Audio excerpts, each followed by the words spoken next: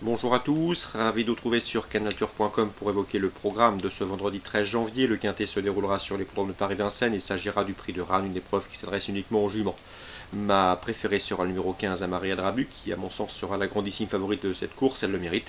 Elle a remporté ses 7 dernières sorties publiques, la dernière obtenue dans un quintet à Vincennes, en pareille société. Sachez également qu'elle sera pieds nus, elle est efficace de la sorte puisqu'en 11 courses courues déférées des 4 pieds, elle affiche 9 victoires et 2 places de 3ème, difficile d'aller contre ce numéro 15, Amaria Drabu.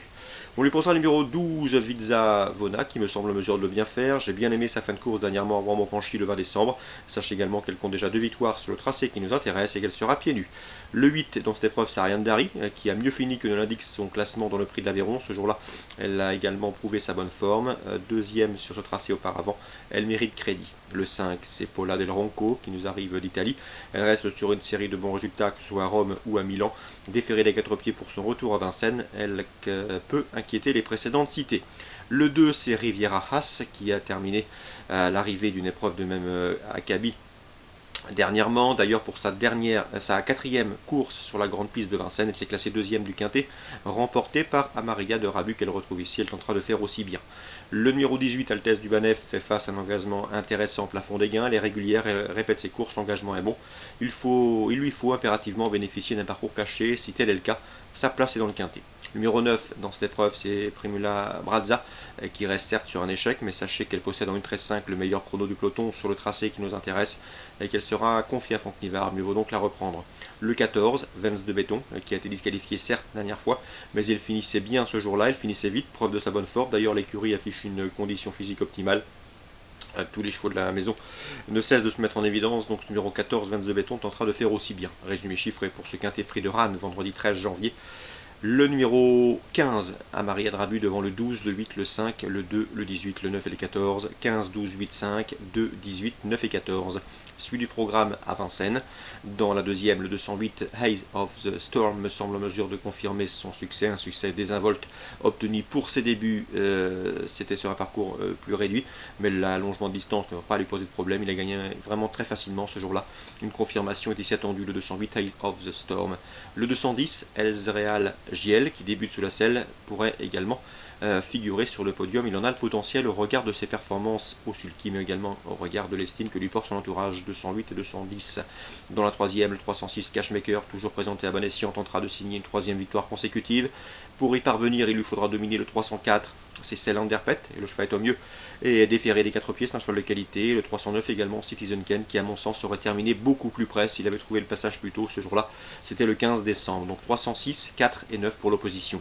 La 4e, attention, 407, c'est Bohemian Rhapsody, elle est estimée au sein de l'écurie Lévesque. Elle a terminé 2e d'une épreuve de même acabit le 25 décembre. Ce jour-là, est-elle devancée par le 411 qu'elle retrouve ici, c'est Blason du CB. Cédella devrait une nouvelle fois jouer les premiers rôles. Ma préférence va toutefois à la jument, puisqu'à mon avis, sur plus long, elle sera mieux et plus à son aise. 407, 411, l'opposition, pourquoi pas penser au 404, Balzac de Liton, lauréat de sa dernière sortie autre-montée, c'était fin novembre sur le tracé qui nous intéresse. 407, 411 et 404. Dans la suivante, on fera confiance au 508, Évidence Rock. Il faut impérativement la racheter. La dernière fois, elle a fait la faute à l'entrée ligne droite, alors qu'elle semblait pouvoir s'imposer. C'est une pouliche de qualité, elle l'a prouvé en province auparavant. On reprend en confiance le 508, Évidence Rock. Et enfin, dans la 8e, j'aime beaucoup le 806 de Courtillier. Je vous l'avais indiqué lors de ses 2 dernières sorties victorieuses. Le cheval à chaque fois gagné avec de la marge. Il est estimé au sein de l'écurie Thomas. Et à mon avis, dans ce lot, il devrait lutter pour la victoire. Le 809, Daily Jet, a le potentiel également pour s'adjuger une course de ce genre. Mais avec lui, il faudra surtout rester sage. Si c'est le cas, il peut parfaitement inquiéter du Courtillier. 806 et 809, préférence pour le 806 en base de 809. Ce sera surtout une affaire de sagesse. Concernant Pau en Réunion 3, dans la 3e, on retrouve au départ le 301 Alpha Risk et le 312, c'est Hulk de la Bruni. C'est de là, on fait l'arrivée dans cet ordre d'une épreuve de même facture le 18 décembre, sur cette même piste paloise. Mais à mon avis, il leur faudra redouter le 306, c'est Uniqueland, qui ce jour-là, dans l'épreuve référence, où on retrouve bon nombre des protagonistes, eh bien Uniqueland semblait parti pour la gloire et semblait pouvoir s'imposer lorsque le cheval s'est dérobé dans le dernier tournant avant de chuter. Donc 306 Uniqueland à reprendre en confiance, l'opposition le 1 et le 12, 306, 306. 301, 312. On prend les mêmes et on recommence, mais on ajoute le 6, la bonne note la dernière fois dans la course, qui nous sert de référence. La quatrième, sachez que j'ai pu m'entretenir avec Philippe Chemin, il présente le 403 crack de la Chéneau, c'est un cheval qu'il estime. Le cheval a bien couru dernièrement, quatrième à Pau, il en attendait un peu mieux, ici il estime capable de jouer les premiers rôles.